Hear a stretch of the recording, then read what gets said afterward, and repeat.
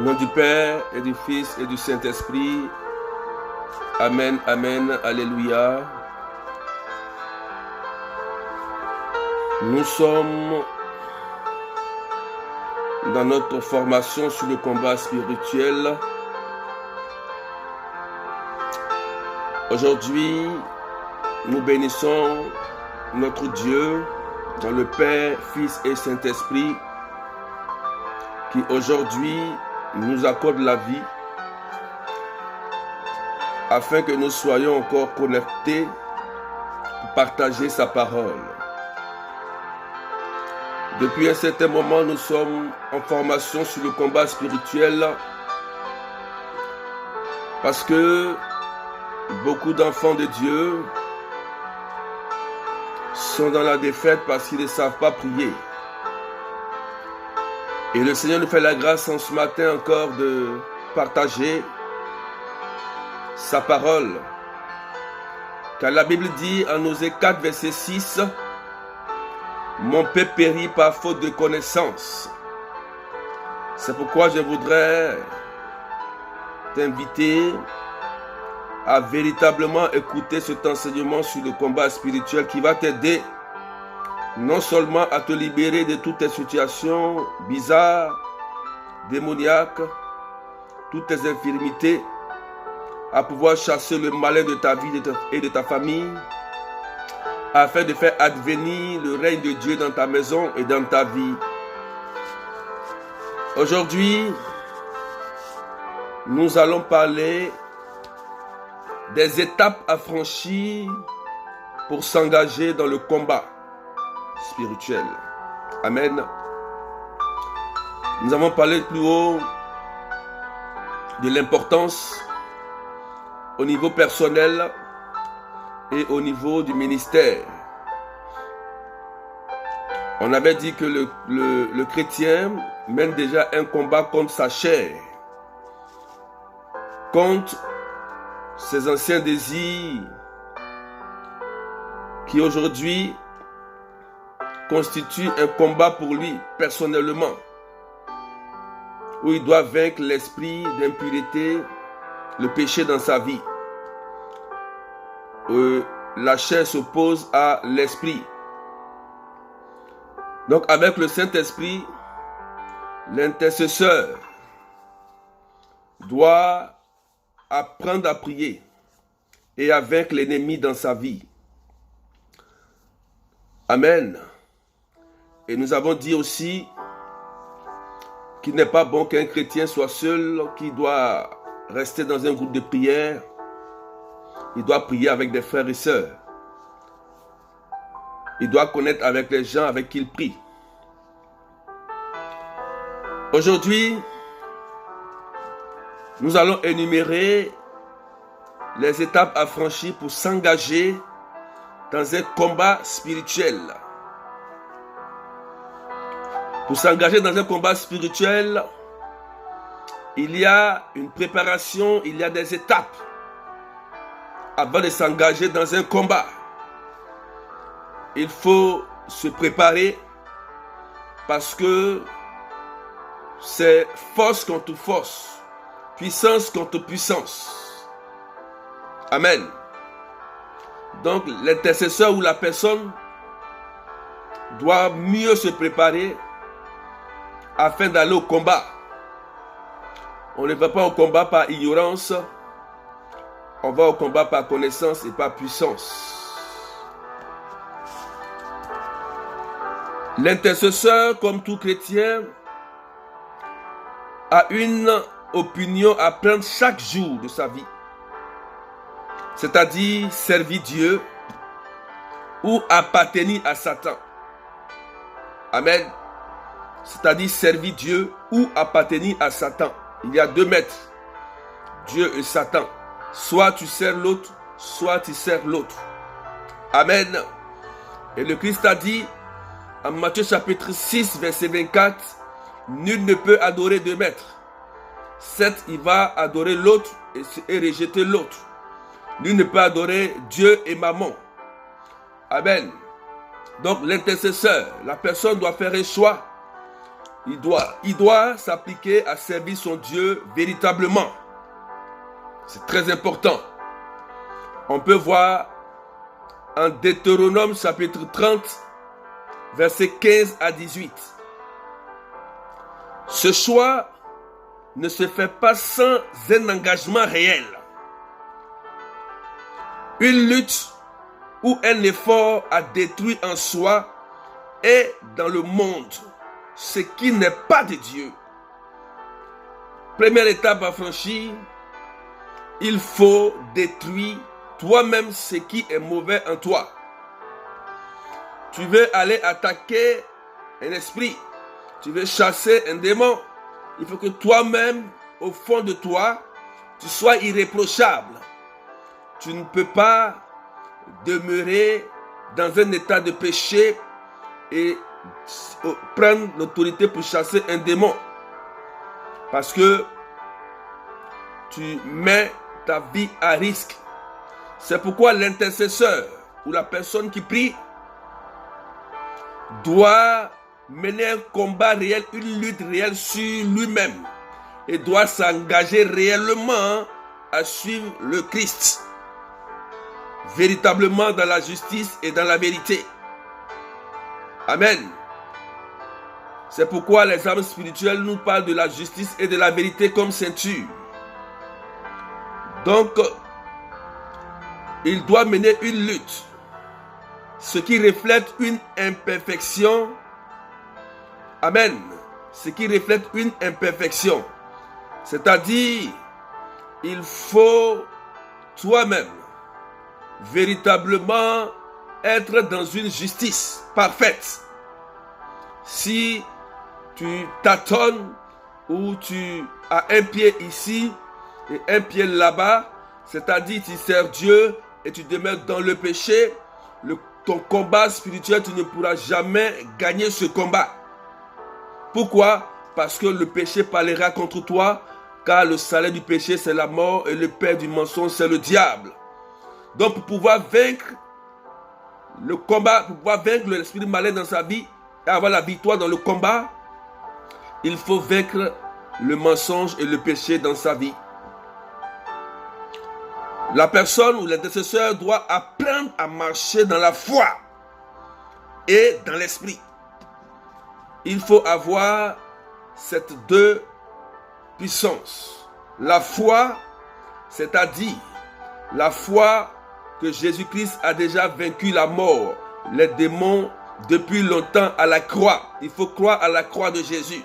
C'est le sang de Jésus et la résurrection de Jésus qui a vaincu la mort. Le diable est déjà vaincu il y a longtemps, il le sait. Et il faut avoir l'Esprit Saint. Sans le Saint-Esprit, on ne peut rien faire. Lors de la résurrection du Christ, lors de son ascension, il a dit: j'enverrai mon esprit sur vous. Il va vous enseigner toutes choses. Il combattra pour vous. C'est pourquoi un chrétien sans le Saint-Esprit, il est vide. Il est un chrétien naturel. Il est important d'invoquer le Saint-Esprit et d'avoir le Saint-Esprit avec soi dans le combat spirituel. La foi te permet de ne pas avoir peur, de ne pas douter. Parce que souvent dans le combat spirituel, les ennemis tentent à résister. Amen. Pour tester ta foi. Mais ils ont déjà été vaincus. Quel que soit le temps et l'espace, ils sont déjà tombés. Tu as déjà la victoire. Donc, l'intercesseur doit marcher dans une vie irréprochable. Un engagement vrai et réel avec le Christ. Première chose.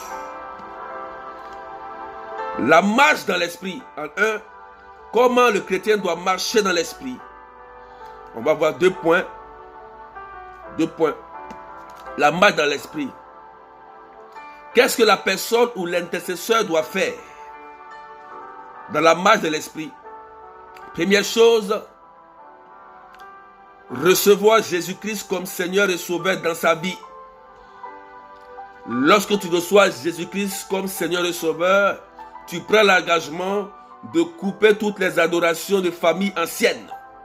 C'est-à-dire tu quittes les cailloux, les forêts, les adorations, les rituels démoniaques de famille. Tu ne participes plus à des fêtes bizarres de génération qui tentent à adorer le diable, là, tu prends un engagement réel pour suivre le Christ. Donc, il est important d'accepter réellement Jésus-Christ comme Seigneur et Sauveur. C'est dans la marche de l'Esprit. Il faut d'abord véritablement accepter Jésus. Amen. Se mettre sur le chemin de la prière quotidienne. Ça veut dire qu'il faut chaque jour prier. Il faut demeurer toujours dans la prière.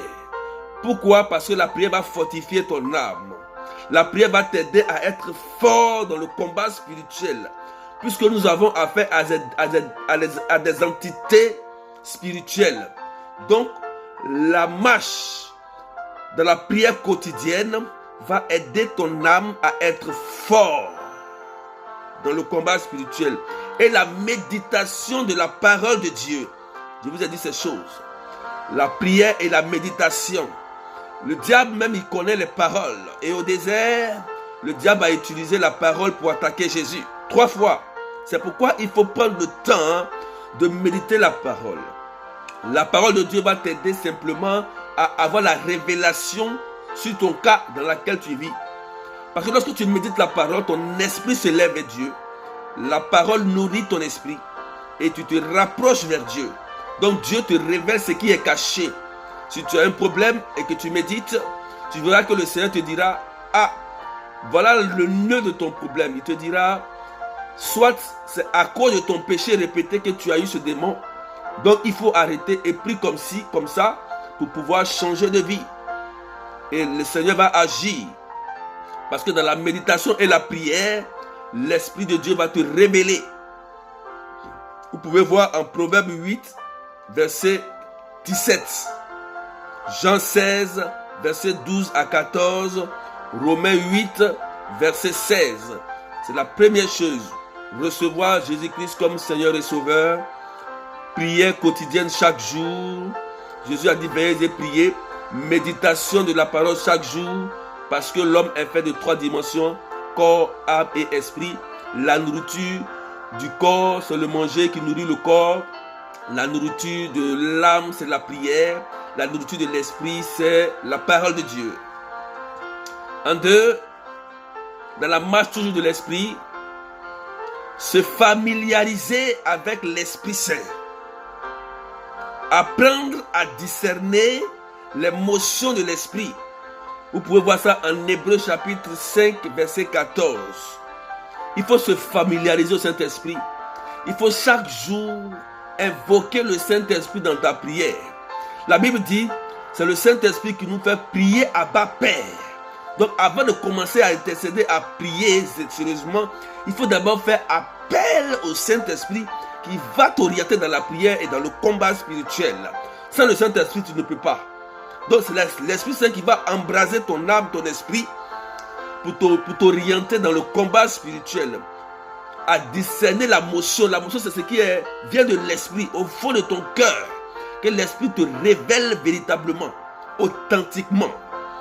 Ça n'a rien à voir avec les sentiments. Donc, Hébreux 5, verset 14, vous pouvez méditer. Et renoncer au désir de la chair. C'est très important. Il faut renoncer au désir de la chair. Parce que la chair s'oppose à l'esprit et la chair a ses désirs. Si tu veux gagner un combat spirituel, il faut renoncer au désir de la chair. C'est très important. Parce que la chair, c'est le péché, la corruption.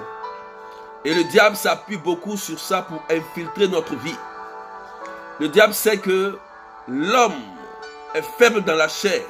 C'est pourquoi il faut l'Esprit Saint pour nous conduire. Parce que l'esprit a aussi ses désirs et la chair a ses désirs.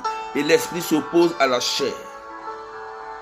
Si tu te mets dans un péché, il est difficile de gagner le combat spirituel. Pourquoi?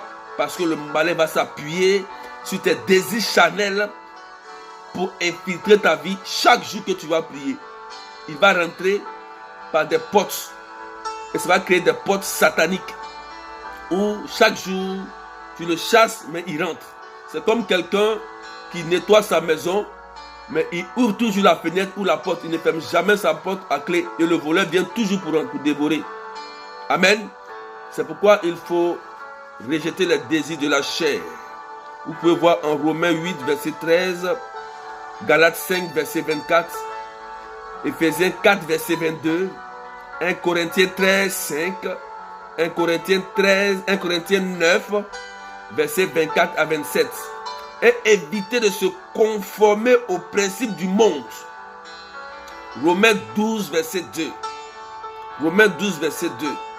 2 Corinthiens 6, 14, 16. La Bible dit, changez de mentalité, renouvelez votre intelligence. Si tu suis la mode, si tu suis la pensée du monde, tu ne peux pas gagner un combat spirituel. Parce que le monde va te proposer des choses qui sont opposées à l'Esprit Saint. Ils vont te proposer des choses raisonnables. Pour eux, c'est raisonnable. Mais pour Dieu, ça ne passe pas. Amen. Donc, il faut rejeter les pensées mauvaises du monde. Et s'adonner véritablement à la pensée de Jésus-Christ de Nazareth. Amen. Il faut refuser les principes de ce monde qui nous empêchent d'entrer dans notre victoire dans le combat spirituel. C'est très important. Et savoir résister au diable par le contrôle de la pensée. La pensée.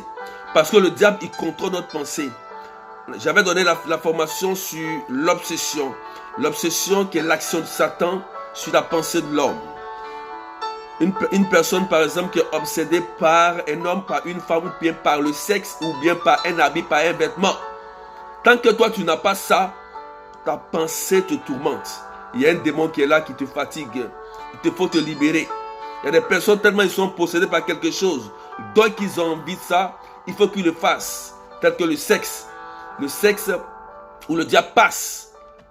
Il faut savoir canaliser ses envies sexuelles. C'est très important parce que ça peut devenir comme une obsession.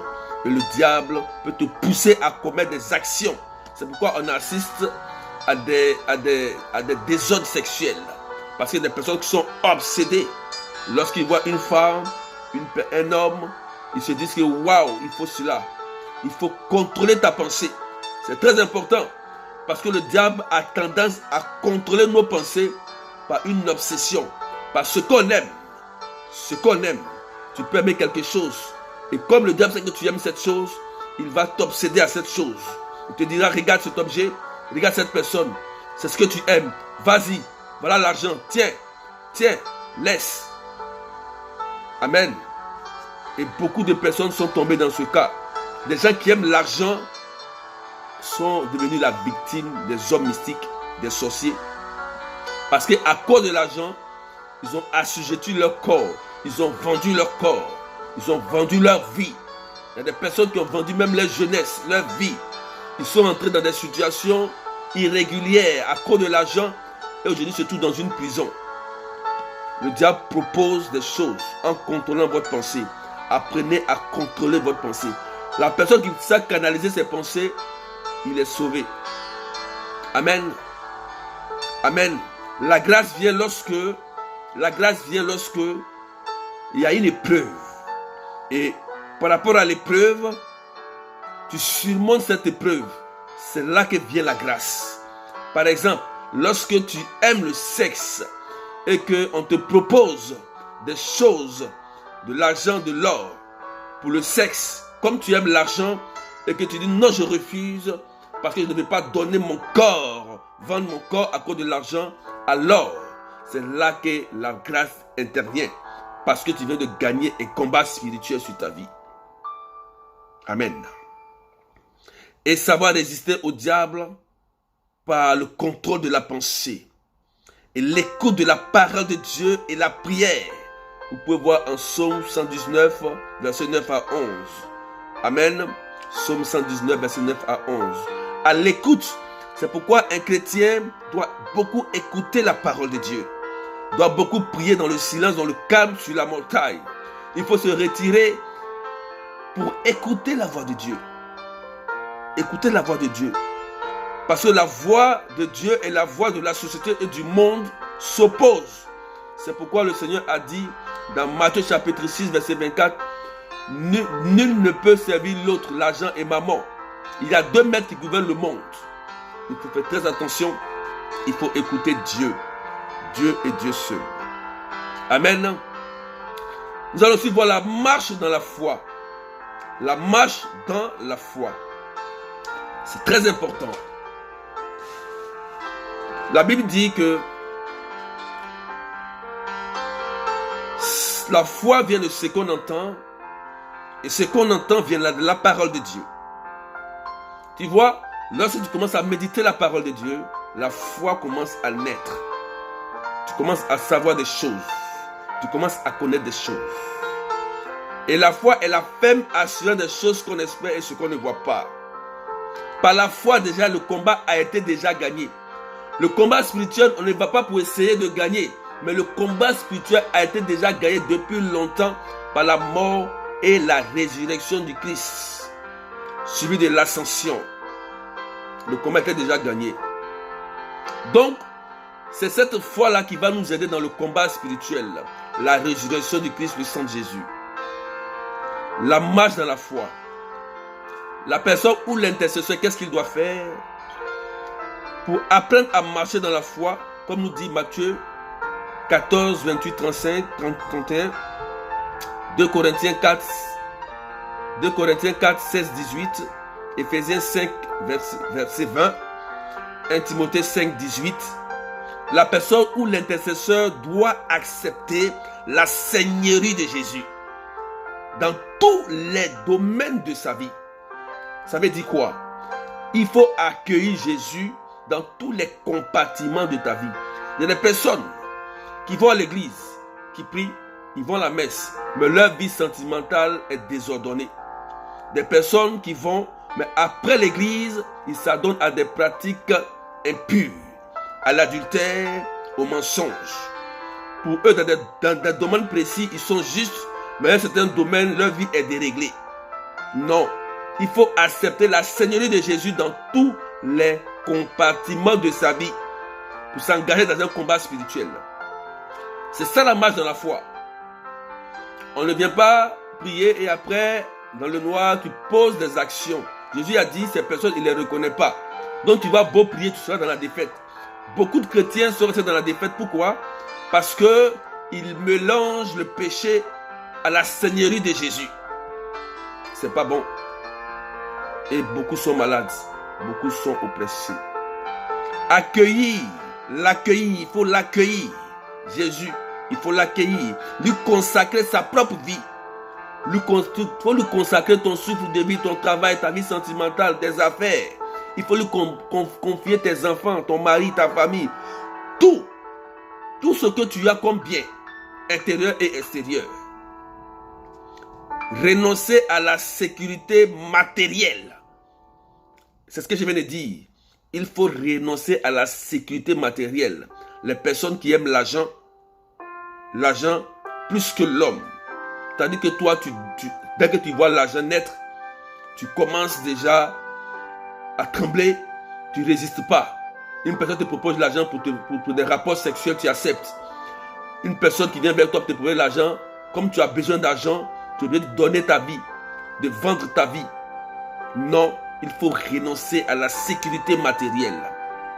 Parce qu'on t'a donné tel cadeau, automatiquement, tu tombes amoureux ou bien tu t'adonnes à cette personne. C'est pas bon. Faites très attention. Très attention. Très attention. Et comptez sur la providence de Dieu.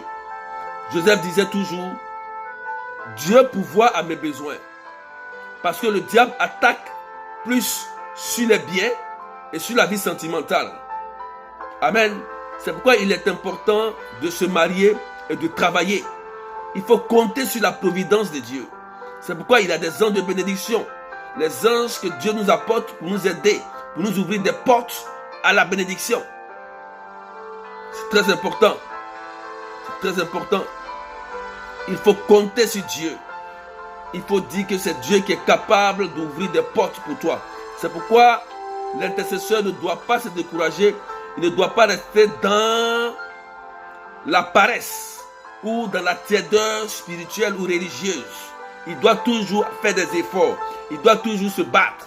Il doit toujours demeurer dans la grâce avec la prière de Dieu. Toujours être un chrétien constant. Voilà ce que ça veut dire. Comme ça, tu peux gagner le combat. Matthieu 6, versets 7 à 8. Luc 12, verset 7. Vous pouvez aller méditer.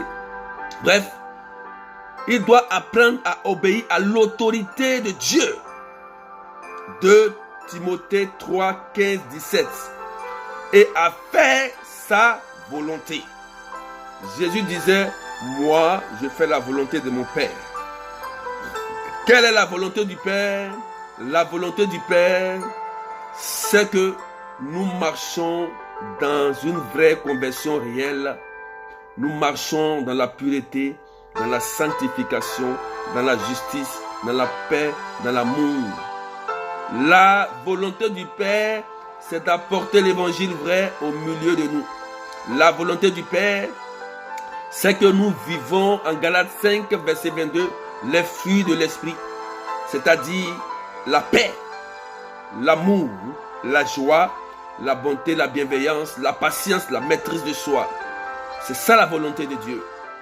Que nous soyons prospères à l'égard de notre âme, que nous soyons bénis physiquement, financièrement, par lui et pour lui. C'est ça la volonté de Dieu. La volonté de Dieu, c'est de se consacrer à Dieu totalement. Quand tu fais ces choses, alors tu es prêt. Tu te prépares déjà, tu franchis déjà des étapes pour le combat spirituel. C'était aujourd'hui la séance d'aujourd'hui sur le combat spirituel. Nous avons parlé des étapes à franchir pour s'engager dans l'étape spirituelle. Amen. Nous avons vu la marche dans l'esprit et la marche dans la foi qui sont très importantes. Prochainement, nous verrons les champs de bataille. Les champs de bataille, nous allons parler des stratégies. Des stratégies, c'est très important. Quand on va en guerre, il faut des armes et des stratégies. On va parler soit peut-être des armes spirituelles aussi et des stratégies. Amen. La stratégie, après les stratégies, je vous parlerai des armes spirituelles. C'est très important. Donc, que Dieu vous bénisse en ce matin et que la grâce de Dieu soit avec vous. Que la main de Dieu soit avec vous. Au nom du Père, du Fils et du Saint-Esprit. Amen, amen. Alléluia. Vous avez la victoire au nom puissant de Jésus de Nazareth. Amen.